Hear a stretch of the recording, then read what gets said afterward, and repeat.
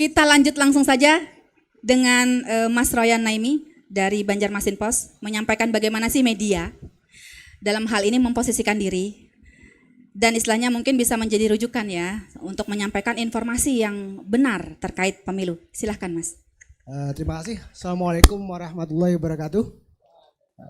Yang terhormat Bapak Aris Mardiono, Ketua Bawaslu Kalsel, dulu wartawan terbaik di masanya. Sekarang menjadi orang nomor 1 di Bawaslu Kalsel. Buser dulu ya. Yang terhormat Prof. Ani Cahyadi, ini semacam reuni saya dengan Prof. Ani karena di sekitar tahun 2010-an Prof ya. Kita pernah punya program namanya Koran Pemilu di masa media cetak masih menjadi asupan utama untuk media. Kita buka 10 halaman dan kemudian kita bikin riset pra pemilu yang melibatkan salah satunya Prof. Ani Cahyadi. Dan itu di masa itu rasanya sangat membantu masyarakat untuk mengetahui bagaimana pemilu itu bisa berdampak yang luas bagi kehidupan.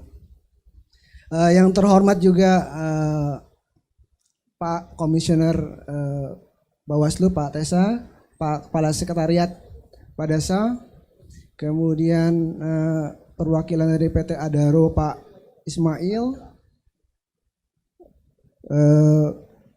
Direktur Utama Banjarmasin Post Pak Wahyu Indrianta. Terima kasih atas semua rekan-rekan yang mendukung acara ini. Sebelum saya lebih jauh berbicara, silakan Mas Aris. Minum Pak. Saya ingin bertanya dulu kepada adik-adik kita ini. Dan ini setiap kali saya diminta untuk menjadi pembicara atau narasumber di anak-anak muda selalu saya tanyakan gitu. Kapan terakhir kali membaca koran? Saya yakin pasti dari ini paling 1 orang atau 2 orang. Atau mungkin bahkan tidak baca.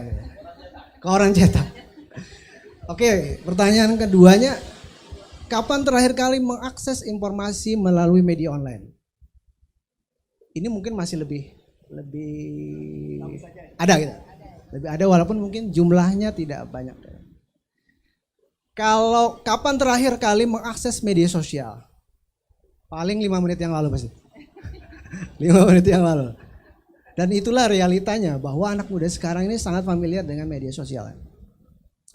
Nah, yang menariknya adalah adik-adik kita ini yang termasuk generasi Z ini yang jumlahnya itu sekitar mungkin 23% dari 43% pemilih milenial Kalimantan Selatan menurut data KPU.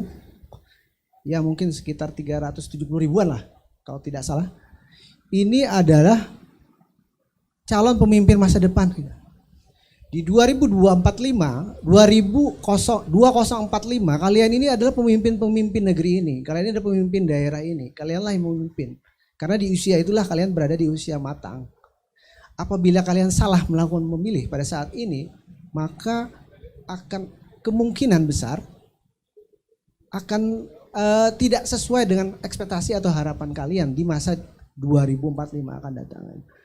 Nah, oleh karena itu saat inilah kesempatan kalian untuk menentukan pilihan yang benar, memilih tokoh yang benar, memilih afiliasi politik yang benar, agar Indonesia di 2045 menjadi negara seperti yang disampaikan oleh Prof. Ani tadi ya, sebagai negara nomor 4 ya Bro ya, di dunia, yang terkuat di dunia. Itu harapan kita bersama. Dan kalianlah yang nanti akan memimpin bangsa ini gitu. Nah, yang menarik adalah adik-adik bahwa kecenderungan anak-anak muda seperti kalian di generasi Z ini adalah sangat familiar dengan media sosial. Ini sebenarnya ada seperti 2 sisi mata uang. Di satu sisi bahwa inilah faktanya bahwa kalian berada di era digital seperti sekarang dengan salah satunya adalah media sosial sebagai sarana untuk berbagai macam hal baik mengakses informasi maupun hiburan. Tapi di sisi lain adalah media sosial ini pula adalah salah satu item atau salah satu bagian yang paling rawan penyebaran berita-berita atau informasi-informasi tidak benar. Kalian sangat familiar sosial media, tapi kalian pun akan sangat mudah pula dan sangat rentan pula terpapar informasi-informasi hoax, informasi-informasi yang tidak benar kalau cara memilih informasinya itu adalah kurang tepat gitu. Nah, Ah, ah, di demografinya sosial media Banjarmasin Pos, 30-40% follower baik di Facebook, Instagram, TikTok maupun YouTube adalah usia-usia seperti kalian. Baru 30%. Milenial ke atas sekitar 40%, sisanya usia 50. Artinya apa? Ke depan ini akan terus meningkat seperti kajian dari University Oxford yang pernah saya baca itu pada tahun 2018, persentase orang mengakses informasi melalui media sosial itu sekitar 25%, sementara membuka langsung informasi digital, membuka website, membuka informasi dari platform-platform yang mainstream itu sekitar 30% lebih. Sekarang sudah berbalik. Di tahun 2023 ini, survei itu dilakukan di 52 negara.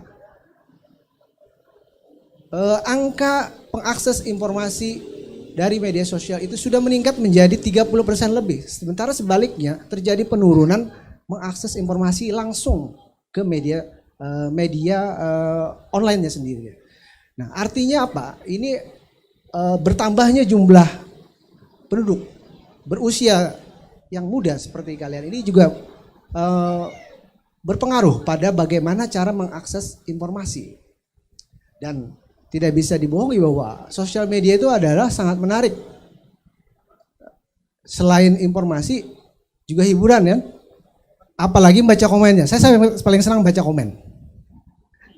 Bila satu kali posting pasti komennya macam-macam. Nah, itu salah satu hobi saya juga sebenarnya. Membaca komen-komennya asik soalnya, lucu-lucu ya. Nah, jadi selain informasi juga hiburan. Oleh karena itu kalian harus pintarlah memilah-milah informasi. Nah, lantas informasi mana yang harus kalian dapatkan khususnya terkait politik ya. Dan kecenderungan pengakses informasi politik melalui media sosial itu juga semakin tinggi, semakin kesini, semakin tahun melalui platform sosial media. Maka yang harus adik-adik lakukan adalah satu, akseslah informasi dari media-media yang mainstream. Karena media mainstream itu memiliki tanggung jawab moral sebagai jurnalis dan sebagai medianya untuk menginformasikan informasi-informasi yang terverifikasi dan informasi-informasi yang benar. Sehingga apabila pun terjadi kesalahan, kita bisa dengan sangat jelas untuk mengetahui kesalahan tersebut.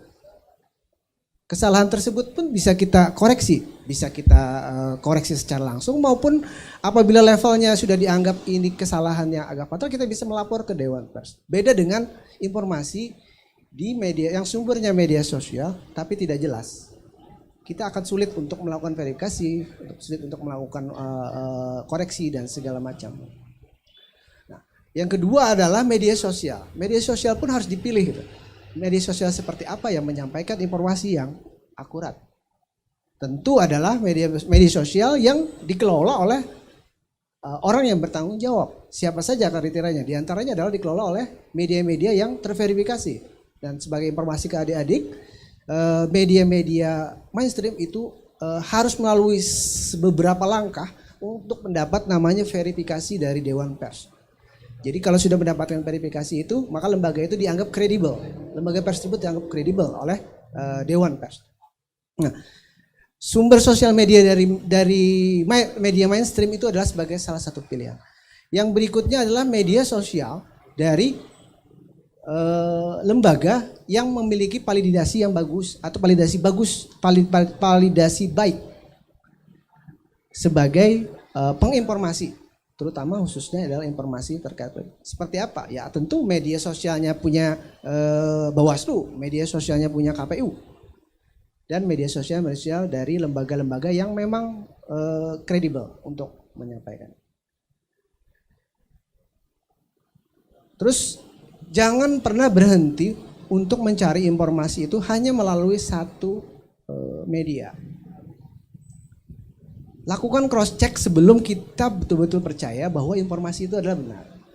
Boleh jadi misalkan adik-adik membuka website Banjarmasin Pos, Tapi kalau belum percaya, cari pembanding dengan informasi yang sama. Tinggal googling, kita cari apakah ada informasi pembanding yang bisa memperkuat kepercayaan kita untuk mendapatkan informasi itu. Ini karena sangat penting. Karena salah satu hal yang bisa membuat adik-adik sekalian itu mudah terpapar hoax adalah langsung mudah percaya pada informasi-informasi yang bahkan cenderung menyesatkan. Oleh karena itu perlunya untuk melakukan cross check agar informasi yang didapat itu adalah informasi yang benar. Nah, kemudian yang terakhir, mungkin adik-adik juga sebagai pengguna media sosial juga harus cerdas ya. Cerdas dalam berpikir untuk mencari informasi, cerdas dalam menggunakan jari jemari untuk mencari informasi, maupun tidak ikut serta menyebarkan informasi hoax. Yang terakhir, gunakan kecerdasan itu untuk memilih di bilik suara, memilih calon yang menurut kalian adalah benar-benar bisa dipercaya dan bisa membawa Indonesia, Kalimantan Selatan menjadi lebih baik. Saya pikir itu aja, Fajar. Terima kasih. Assalamualaikum warahmatullahi wabarakatuh. Waalaikumsalam.